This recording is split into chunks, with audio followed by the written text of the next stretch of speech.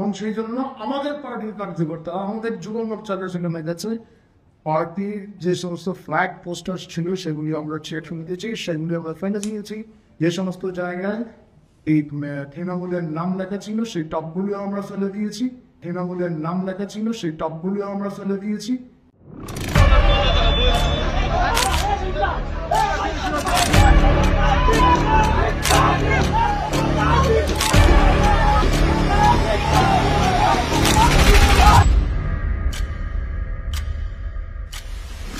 BJP কর্মী সমর্থকরা ত্রিপুরায় তৃণমূলের পার্টি অফিসে ভাঙচুর চালায়।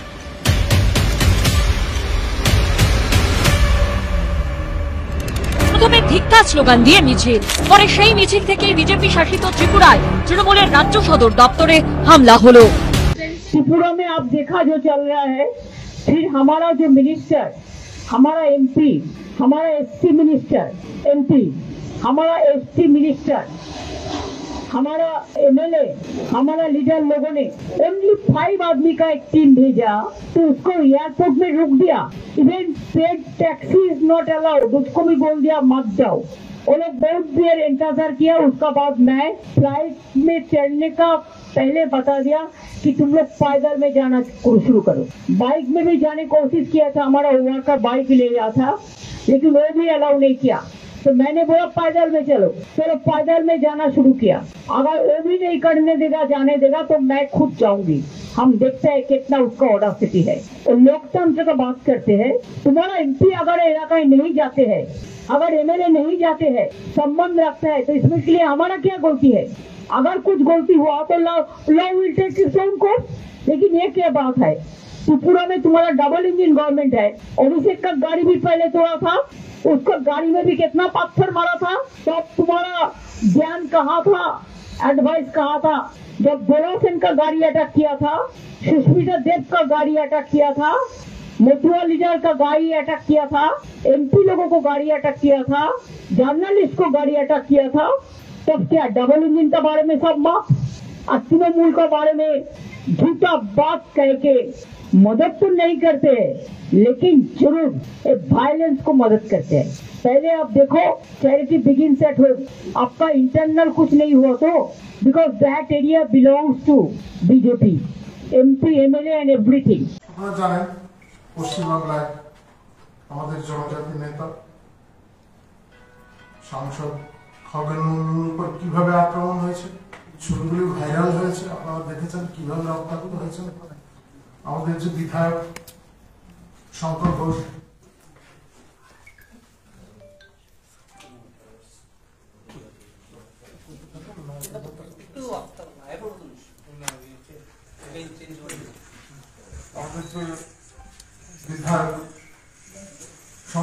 আমাদের অনেকেরই বন্ধু, তিনি এই রাজ্যে বিগত বিধানসভা নির্বাচনের সময় আমাদের পাপিয়াদির নির্বাচনী ক্ষেত্রে প্রচারে এসেছিলেন। মাননীয় শঙ্কর ঘোষ ওনার উপর কিভাবে হামলা হয়েছে সবগুলি লাইভ ফুটেজ দেখানো হয়েছে।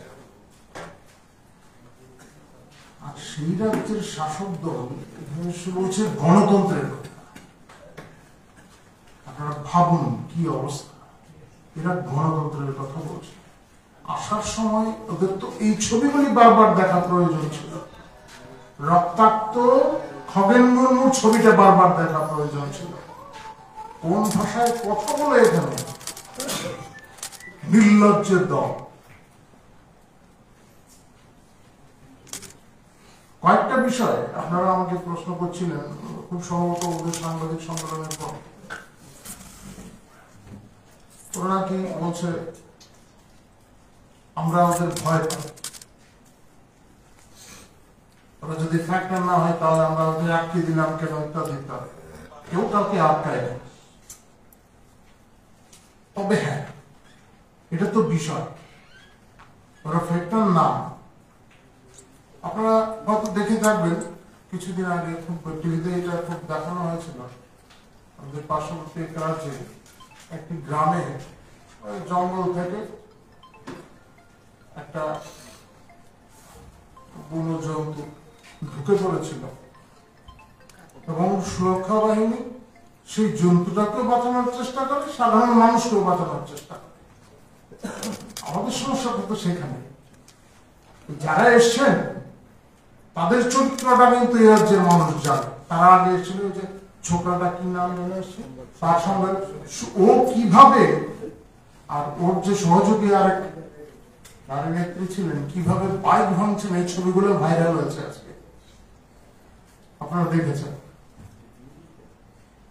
আর যে যার নেতৃত্বে এসেছেন ওনার কথা কি বলবো, উনি যখন চিটফান্ড কাণ্ডে ধরা পড়ছিলেন, পুলিশ তুলে নিয়ে যাচ্ছিল, উনি বলছিলেন মমতা নাকি বড় চোর, উনি অনেক বলে দেবেন, কথা বলে দেবেন। এই লোকটা ত্রিপুরায় এসেছিলেন এর আগে, এই বাম জামানায় এসেছিলেন এই লোকটা, এ রাজ্যে এসেছিলেন। তৎকালীন মুখ্যমন্ত্রী মানিক সরকারের সঙ্গে বৈঠক করেছেন, এই ছবিটা আপনাদের কাছে আছে। এবং এই বৈঠকের পর মানিক সরকার চিটফান্ডের প্রোগ্রামে, রোজবিলির প্রোগ্রামে গিয়ে বলেছিলেন আপনারা ইনভেস্ট করুন। মানিক সরকার বিভিন্ন জায়গায় গেলে মানুষ বাধা দেয়, প্রশ্ন করে, আমাদের টাকা ফেরত দাও, ওকে ওর কাছে চাইবে না, বলছে ওর কাছে তো স্বাভাবিকভাবে মানুষ আইবে, তো আমরা ওর সুরক্ষার ব্যাপারটা তো আমাদের চিন্তা করতে হবে, এই রাজ্যের প্রশাসনকে ওর সুরক্ষার ব্যাপারটাও চিন্তা করতে হবে। যারা টাকা পাও না, যারা ইনভেস্ট করেছিল চিটফান্ডে, তারা স্বাভাবিকভাবে ওকেও ঘেরাও করতে পারে। উভয় দিকে নিরাপত্তাটা প্রয়োজন। এরা যে এরকম মারমুখী, যে কোনো সময় সাধারণ মানুষের উপর হামলা করে দিতে পারে, ইতিপূর্বে হয়েছে এর ধরনের ঘটনা। তো সাধারণ মানুষের নিরাপত্তা দেখতে হবে, ওদের নিরাপত্তাও দেখতে হবে। তো এরা যে প্রশাসন স্বাভাবিক চিন্তা করেই কাজ করবে, কোথায় কি করে নিয়ে যাবে, কিভাবে যেতে দেবে, এই সমস্ত বিষয় তো আছে। যাই হোক, এরা আরো দু চারটে কথা বলছিলেন, আপনাদের মাধ্যমে জানতে পেরেছি, যে বলছিলেন যে সেখানে নাকি ফটোশুট করতে গেছেন আমাদের বিধায়ক, আমাদের সাংসদ, ফটোশুট করতে গেছেন সেখানে। আমরা এখানে বলছি এই রাজ্যে তৃণমূলের মূল গজাবে না। ইতিপূর্বেও চেষ্টা হয়েছে, বহুবার চেষ্টা করেছেন। নগর নির্বাচনের আগে এমন পরিস্থিতি তৈরি করেছিলেন যেন এই রাজ্যের সরকারটাকেই আপনারা ফেলে দেবেন। বিশেষ করে পশ্চিমবাংলায় এরকম একটা হাওয়া তুলেছিলেন আপনারা, একটি আসনও পারবে। এই রাজ্যের মানুষ বুঝে এই রাজ্যে তৃণমূলের মূল গজাবে না, কারণ এই রাজ্যে অনুপ্রবেশকারীদের আশ্রয় দেওয়া হয়, কোনোভাবে প্রাধান্য দেওয়া হয়। ওইখানে আমাদের নেতৃত্বের উপর কারা হামলা করেছে? বাংলাদেশ থেকে আসা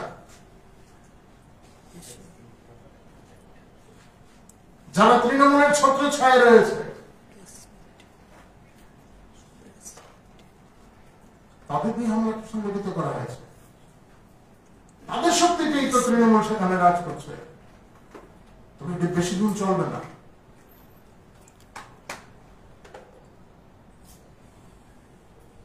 ভাঙাভাঙির গল্প কালকে থেকেই হচ্ছিল, পার্টি কার্যালয় ভেঙে দেওয়া হয়েছে। যখন আমাদের কার্যকর্তা, যুব মোর্চার কার্যকর্তারা সেখানে গেছেন, তাদের পার্টি কার্যালয়ে একটা লোকও ছিল না, কিছু প্রাইভেট সিকিউরিটি গার্ড ছিল খুব সম্ভবত। যদি জানতে হয় তাদের কাছে জিজ্ঞাসা করুন, তারা তো প্রত্যক্ষদর্শী, তারা বলবে। আপনারা গিয়ে থাকলে দেখবেন বাইক পোস্টার যা ছিল তা ছিঁড়ে ফেলে দেওয়া আছে, উপড়ে ফেলে দেওয়া আছে। এটা আমাদের ক্ষোভের বহিঃপ্রকাশ, ভাঙচুর করা না। আমরা পার্টি কার্যালয়ে কেন ভাঙতে যাব? আমরা ভাঙবো না। আর এটা তো আমাদের রাজ্যের মানুষের, এই রাজ্যের মানুষের সম্পত্তি। আমাদের কার্যকর্তাদের এটুকু ধ্যান ধারণা আছে, কোথায় কি করা যায়, কি না করা যায়, কি তাদের কতদূর তারা যেতে পারে না, এই সমস্ত শিক্ষা তাদের আছে। এগুলি অসত্য তথ্য দেওয়া, বারবার এই কথাগুলি বলা হচ্ছে, আক্রমণ, বারবার বলা হচ্ছে ভাঙচুর, বিশেষ করে পশ্চিমবঙ্গের চ্যানেল তাদের কাছে বলছে না।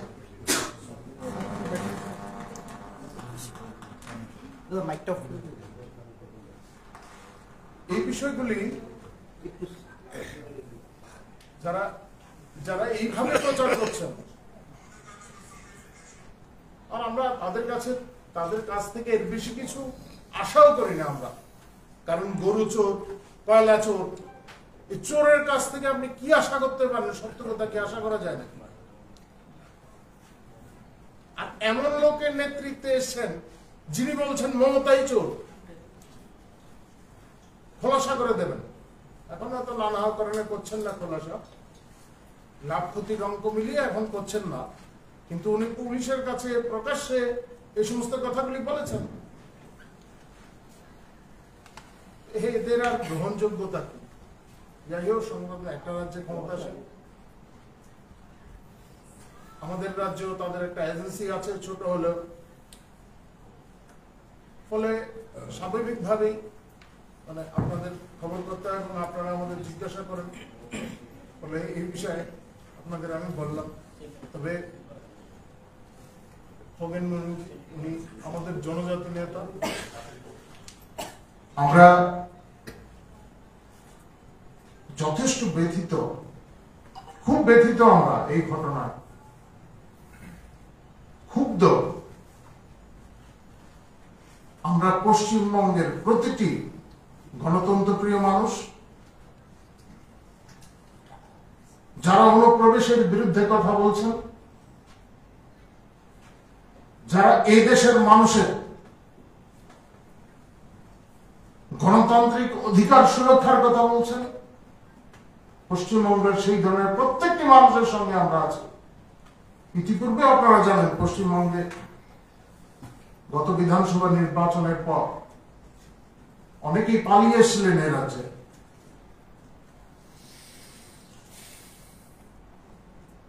আমরা তাদের সহায়তা করেছি, আমরা এখনো বলছি আমরা সেই রাজ্যের মানুষের পাশে আছি, সেই রাজ্যের দুর্গত মানুষের পাশে আছি। এবং আক্রমণটা কি ধরনের আপনারা চিন্তা করেন, কতটুকু নিজ মানসিকতার হতে পারে। আমাদের মানে পার্টির তরফ থেকে সিদ্ধান্ত নেওয়া হয়েছে এবং এটা জাতীয় স্তরের সিদ্ধান্ত যে আমাদের কার্যকর্তারা সেই জায়গায় শুধু এখন সেবাই করবেন, কোনো রাজনীতি না। এই সেবার কাজটা দুর্গত মানুষের কাজ করতে গিয়ে তারা আক্রান্ত হয়েছে, কতটা নিকৃষ্ট এরা। আমরা এক সময় বাংলার সংস্কৃতি, বাঙালি সংস্কৃতি এই নিয়ে আমরা গর্ব প্রকাশ করতাম এবং পশ্চিমবঙ্গকে আমরা অনুসরণ করতাম। আজকে বাংলার সংস্কৃতি কোথায় গিয়ে ঠেকেছে?